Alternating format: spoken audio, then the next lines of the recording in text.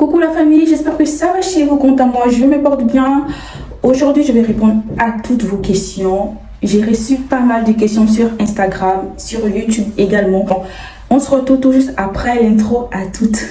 Même plus comment faut s'y prendre pour lui offrir un cadeau comme face à Cana.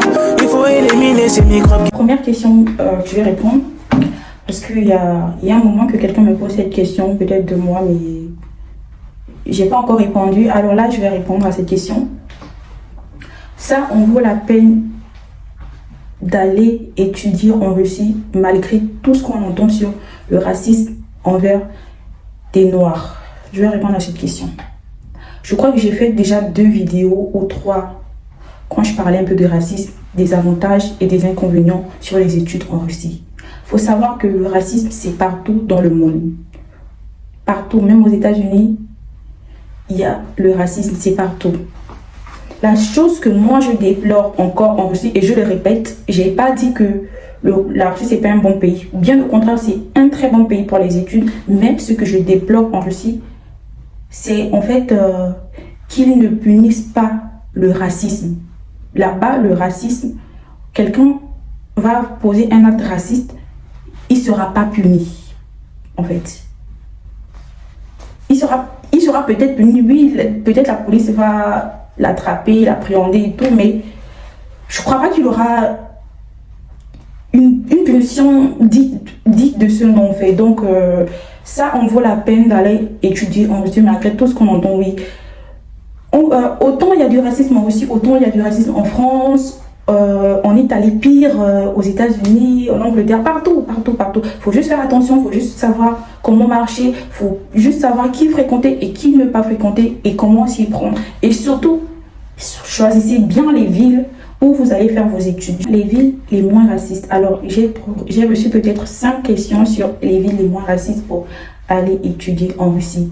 Déjà, moi, je conseille les 2 principales villes, Moscou et Saint-Pétersbourg. Après Moscou et Saint-Pétersbourg, vous avez Nijni encore, qui est une ville assez peuplée par des étudiants.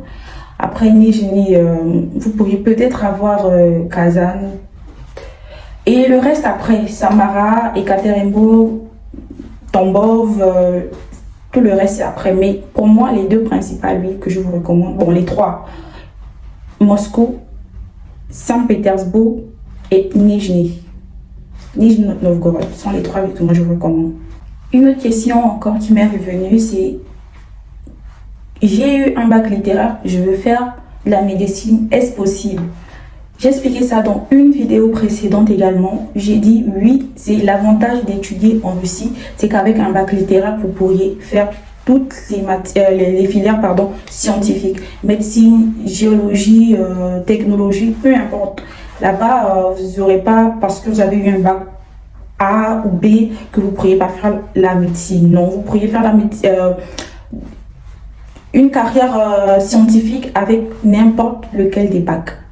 Que vous ayez un bac littéraire, un bac technique, un bac scientifique, vous pourriez faire tous les métiers du monde. Donc c'est l'un des avantages de la Russie. On va passer à la dernière question. Bon, cette question, franchement, je vais la réserver pour la fin. Il y a quelqu'un qui m'a demandé: je veux aller en France, mais je veux passer par la Russie pour faire mes études, m'inscrire d'abord en Russie et après traverser soit en France, en Belgique ou en Allemagne.